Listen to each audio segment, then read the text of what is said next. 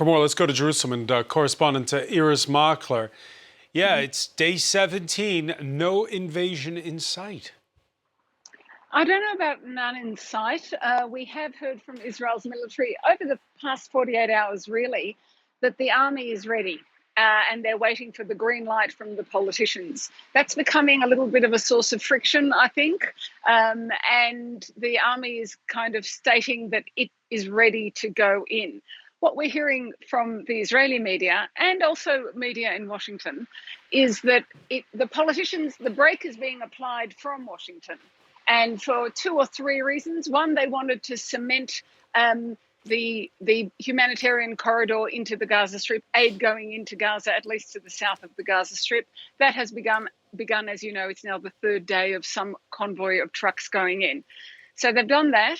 There has been talk of a possible hostage release, perhaps 2, perhaps 5, perhaps more women and children, but that has not materialized yet. But they have said that that's one reason. And then the third reason is it's being reported here that there's been a direct request from Washington to Jerusalem to delay the ground offensive until America gets more troops in place. We are seeing them bringing more and more troops to the Middle East. In fact, right now, if they get everyone in that they plan to, it will be the largest American troop presence here since 2014, since they began that coalition against ISIS. So that's just to give you a feeling.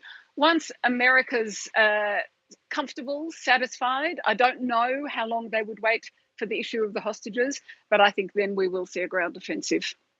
Irris, what's the mood where you are? Are people raring for a fight, or are they thinking about those hostages? How does it work? Both of those are true. If you go down and speak to the soldiers, then they are raring for a fight. They've been primed. They've seen the horror videos. They know people in the south of the country who are killed in truly horrific ways. They know about that brutal attack. They're primed. I think they're also primed because they want to recover from the mistakes that the army made and the Israeli intelligence made, not being there to stop that attack. So those are two things. If you speak to ordinary people, as I do in Jerusalem when I go shopping, for example, I had a day off and I managed to go and buy some milk and bread, and their women with children are very worried. So I think all the views are,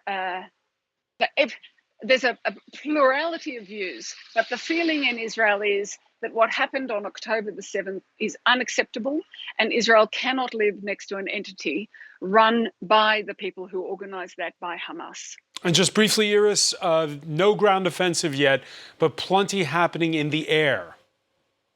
Yes, we saw coordinated attacks from Gaza and from Lebanon, drone attacks at the same time, which makes you think that there is a coordination either with Hamas in Lebanon or with Hezbollah in Lebanon. That was late afternoon. Not much after that, there was also a drone attack against US forces in Syria. There's about 1,000 troops left there on the border near Iraq and Jordan, training opponents of ISIS. I think it's significant that around the same time, 3 drone attacks, but involving the US as well, ratcheting up that tension.